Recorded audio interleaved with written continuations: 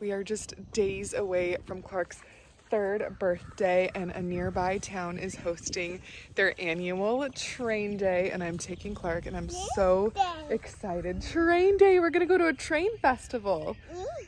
I have no idea what to expect. Maybe fire trucks to climb on and trains to explore, and I think he's gonna really, really love it. Tell him train day.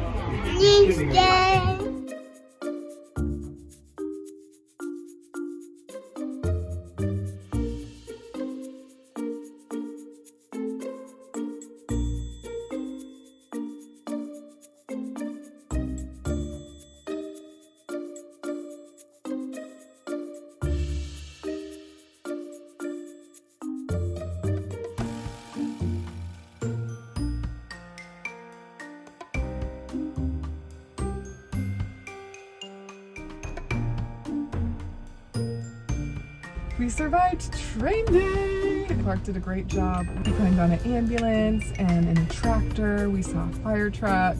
We went through a train. You got it? It was a lot. It was a lot, but it was so fun. And I'm really glad that we went and that we made the effort and that I put myself out of my comfort zone to do it, even without CJ.